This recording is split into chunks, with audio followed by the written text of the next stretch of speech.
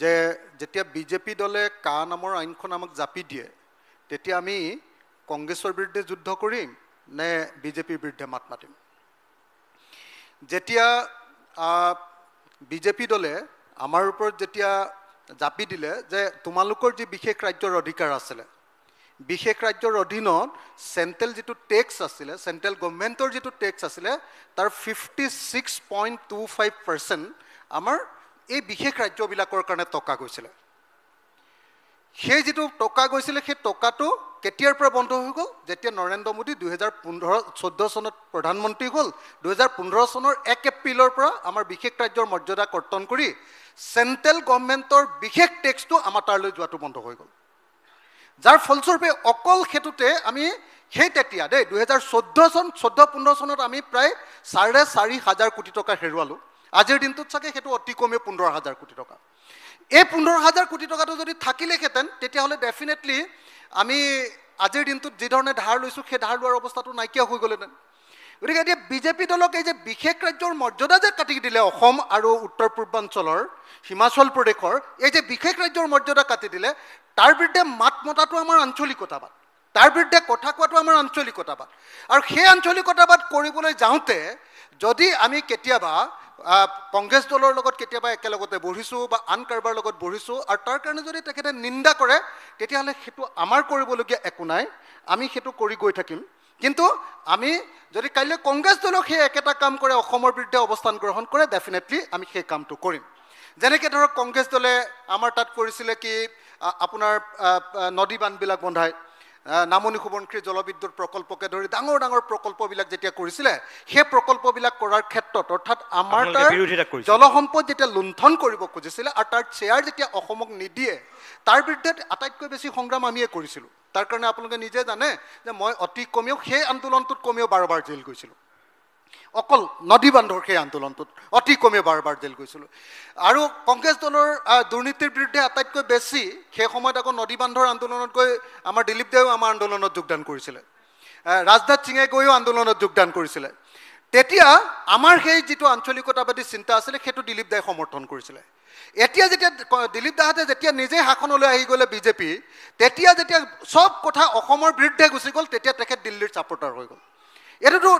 আমি উপায় নাই আমাৰ কাৰণেতো এতিয়া বিজেপি দলক বিৰোধিতা কৰাৰ বাহিৰে আমাৰ কোনো বিকল্প নাই 2007 চনত যিখন আমাৰ NEIIPP আছিলে আমাৰ অসমৰ কাৰণে উত্তৰ পূৰ্বাঞ্চলৰ কাৰণে বিশেষ ঔদ্যোগিক নীতি থকাৰ কাৰণে আমাৰ তাত ইণ্ডাষ্ট্ৰি কৰিবলৈ যোৱা মানুহবিলাকক সাবসিডি দিছিলে বিজেপি দল আকি এটো কাটি দিলে নাইকিয়া হৈ গ'ল এতিয়া NEIIPP নাই NEIIPP নোহোৱাৰ কাৰণে ইণ্ডাষ্ট্ৰিয়েলাইজেশ্যন যথেষ্ট পৰিমাণে নাইকিয়া হৈ গ'ল তো এই কথাটোৰ যেতিয়া বিৰোধিতা কৰোঁ তেতিয়া যদি বিজেপিয়ে কয় যে নাই তোমালোক কংগ্ৰেছৰ লগত আছে তেতিয়াহ'লে আমি কি কৰিম কওক আজি অসমৰ শেষ যেটো অৰ্থনৈতিক অধিকাৰ আছিল যাৰ জৰিয়তে আমি আমাৰ নিজৰ টেক্সটো নিজে উঠাব পাৰিছিলোঁ জিএসটিৰ জৰিয়তে আমাৰ অসমৰ অৰ্থনৈতিক অধিকাৰটো কাটি লৈ গুচি গ'ল আপোনালোকে দেখিছে তেওঁলোকে মুখেৰে যেটো কয় নেশ্যনেলাইজেশ্যন যে যেটো কয় এক দেশ এক কৰ ব্যৱস্থা জিএসটি কাৰো লগত ভালকে আলোচনা নকৰাকে এতিয়ালৈকে 150 বাৰ মান হলনি কৰা যিখন জিএসটি সেই জিএসটিৰ জৰিয়তে ৰাজ্যবিলাকৰ অৰ্থনৈতিক অধিকাৰৰ শেষৰ যিখন আছিল যিবিলাক অৰ্থনৈতিক অধিকাৰৰ কথা আমাৰ পূৰ্বপুৰুষবিলাকে চিঞৰিছিলে যেতিয়া সংবিধান ৰচনা হৈছিল সেই অধিকাৰবিলাক যেতিয়া বিজেপিয়ে নাইকিয়া কৰি দিলে আৰু নাইকিয়া কৰি দি আজিৰ দিনটোত আপোনালোকে যদি চাই পশ্চিমবংগত এতিয়াও জিএসটিৰ পৰা পাবলগীয়া 1,40,000 কোটি টকা পশ্চিমবংগ চৰকাৰক দিবলৈ বাকি আছে এবাৰ ফাইনেন্স কমিশন যেতিয়া গৈছে তেতিয়া আমাৰ অসমৰ মুখ্যমন্ত্ৰীয়ে ৰাইজৰ আগত কয় যে নহয় ইয়াতে দিল্লীৰ পৰা আমাৰ পাইপডাল খুলি দিছে পইচা গোটে দিছপুৰলৈ পইচা গৈ আছে পানীৰ পাইপ খুলি দিয়াৰ নিচিনাকৈ খুলি দিছে কিন্তু এবাৰ যেতিয়া ফাইনেন্স কমিশন গৈছে মুখ্যমন্ত্ৰীয়ে নিজে কৈছে যে জিএসটি কৰি দিয়াৰ পাছততো আমাৰ নিজৰ কোনো টেক্সেশ্যনৰ পাৱাৰেই নাই এতিয়া গতিকে আমি ক'ৰ পৰা ধাৰ মাৰিম আমি কেনেকৈ ডেভেলপমেণ্ট কৰিম এতিয়া নিজেই কৈ আছে আমাৰ মুখ্যমন্ত্ৰীয়ে এবাৰ কৈছে মই আপোনালোকক তাৰ ডকুমেণ্ট দি দিব পাৰোঁ অসমৰ মুখ্যমন্ত্ৰীয়ে কৈ আছে যে চক আমাৰ যেতিয়া বানপানী হৈ গোটেই ইনফ্ৰাষ্ট্ৰাকচাৰ ভাঙি দিলে আমাৰ বানপানী হৈ যোৱাৰ পাছত ৰেচন দিবৰ কাৰণে কেন্দ্ৰীয় চৰকাৰে পইচা দিলে কিন্তু ইনফ্ৰাষ্ট্ৰাকচাৰখিনি বনাবৰ কাৰণে আমাক কেন্দ্ৰীয় চৰকাৰে পইচা নিদিয়ে এই যেটো মানে ৰাষ্ট্ৰীয় ৰাজনীতিয়ে আমাৰ আমাৰ আঞ্চলিক ষ্টেটবিলাকক ৰাজ্যবিলাকক আমাৰ চৰকাৰবিলাকক যি ধৰণে এতিয়া সম্পূৰ্ণৰূপে নাইকিয়া কৰি দিছে আৰু বিশেষভাৱে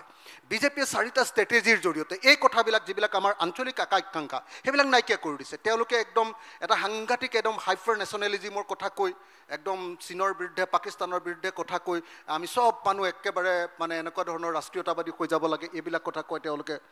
তাৰপিছত তেওঁলোকে এবাৰ আহিলে হিন্দু মুছলমানৰ পলিটিক্স কৰি তেওঁলোকে কমিউনেলাইজ কৰি হিন্দু মুছলমানৰ প্ৰশ্ন কৈ কয় যে নাই মানে কোনোবাই যদি কেতিয়াবা কয় যে তোমালোকে এইবিলাক কি পলিটিক্স কৰিছা কিয় তোমালোকে ফেচিষ্ট পলিটিক্স কৰিছা লগে লগে কৈ দিয়ে এইটো মুছলমানৰ পক্ষত এইবিলাক কৰি গোটেই দেশৰ গোটেই ছ'চিয়েল ফেব্ৰিকটো ধ্বংস কৰি পেলালে মই আপোনাক সেইটোকে সুধিছিলোঁ যিটো এতিয়া অসমৰ যিটো সাম্প্ৰতিক পৰিৱেশ যিটো জাতীয়তাবাদ আছিল আজিৰ দিনটোত আপুনি যিটো স্পেচিফিক প্ৰশ্ন সুধিছিলে আজি যিবিলাক মানুহে খুব উগ্ৰ অসমীয়াৰ কথা কৈ আছে তাৰ বেছিভাগ মানুহৰ তেলটো ইন্ধনটো বিজেপিৰ পৰা গৈ